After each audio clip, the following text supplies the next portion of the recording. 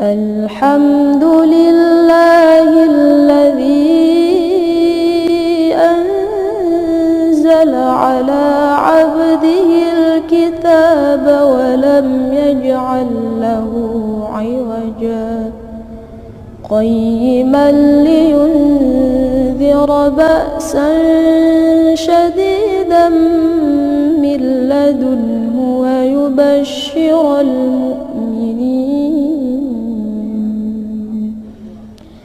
ويبشر المؤمنين الذين يعملون الصالحات أن لهم أجرا حسنا ماكثين فيه أبدا